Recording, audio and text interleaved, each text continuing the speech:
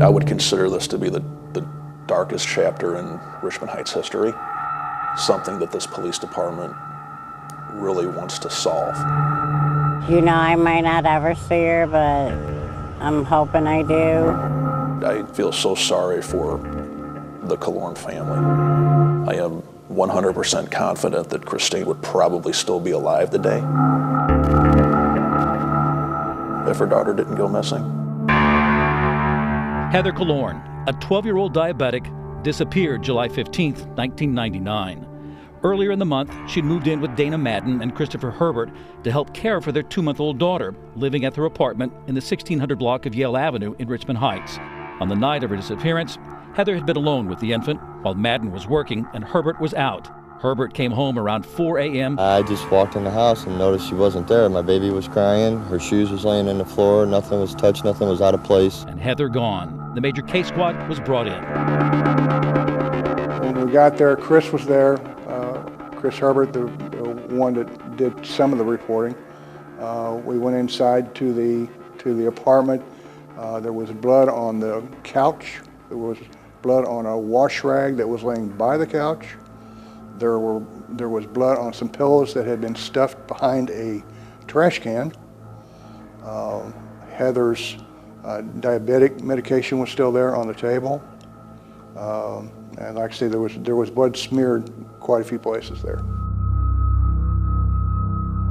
From the beginning, the investigation ran into roadblocks. Some potential witnesses were reluctant to cooperate. There were people at the scene that we felt were just acting odd, no eye contact, did not want to participate in any interviews. You know, they just were trying to avoid everything. We just assumed that she was missing, that there was nothing more than that. Richmond Heights Mayor Jim Thompson has been haunted by the disappearance of Heather Kullorn. He was her principal at Blow Middle School, where she had just completed the 6th grade. Well, you always remember the sad circumstances whenever you're a teacher, eventually a principal. And this was one of those situations that I never forgot about Heather. And what's kind of ironic or deja vu was me being principal of Blow Middle School, and then a number of years later, coming back being mayor of the city of Richmond Heights from where she left us. As I walk in the building every day, there's a picture of Heather on the outside. And so, of course, I remember Heather. As days turned into months and months into years, Detective Brown was relentless in his efforts to find out what happened to Heather and to bring whoever was responsible to justice.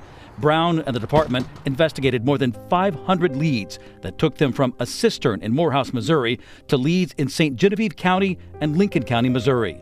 The strong desire to bring peace to Heather, her mother Christine, and the Kullorn family was the driving force. We investigated every alleyway, any alleyway that we could, any aspect that we could find, it was investigated.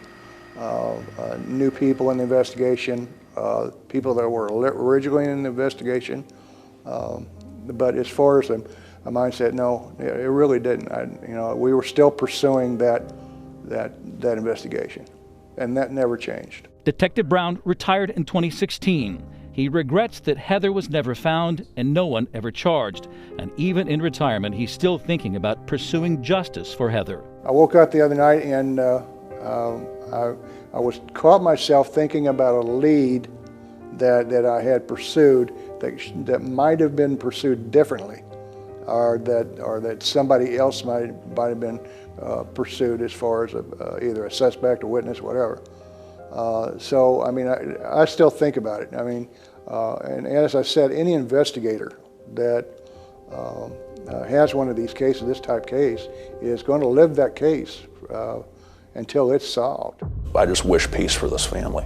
When Chief Jerry Rohr took over the police department, he prioritized Heather's case and assigned his detective supervisor to the investigation. With improved technology, the department has digitized hundreds of pieces of evidence to make them more easily accessible. And a national organization has stepped in to help. Quite simultaneously and coincidentally, the National Center for Missing and Exploited Children contacted us, and they offered their assistance in retesting all the DNA evidence. So we went about that process too, with the hopes that, improved and newer technology might be able to turn up a lead that we couldn't get previously. More recently, Rohr says there are new leads in the department's investigation that also give them reason for hope. For the first time in a while, we're following up on what I would consider more credible leads than we've gotten in the past several years.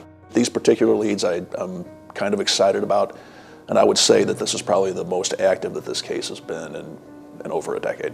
People in the community have to get behind this effort and realize that law enforcement is pursuing justice. Mark Kloss, founder of the Kloss Kids Foundation and whose own daughter was murdered 30 years ago, says with the determined efforts of investigators and new technology, this case just might get solved. I think this is a testament to law enforcement that they have taken almost a quarter of a century old case and are pursuing it with vigor. They want to know who killed this little girl, maybe even more than her own family does. And I think that speaks very well. They're using technologies, the DNA technologies, DNA genealogy, which has done tremendous things over the past few years. And, with a little bit of luck and a lot of hard work, they just might bring this to the conclusion that Heather deserves. Both Kloss and Rohr say it's time for whoever is responsible for Heather's disappearance to be brought to justice. You don't start out a criminal history killing 12-year-old girls, nor do you conclude a criminal history by killing 12-year-old girls and then living a lawful life for the next quarter of a century. So it's a situation where the people that do these kinds of things, their behavior escalates over time. I know that from my own case, from my own daughter's situation, that they don't get better, they get worse, they get more bloodthirsty, they get hungrier, they get more violent. Well, it's beyond time to come forward with that information. This little girl needs peace. The remaining family members need peace. And please come forward, and you can do so by contacting our Detective Bureau directly.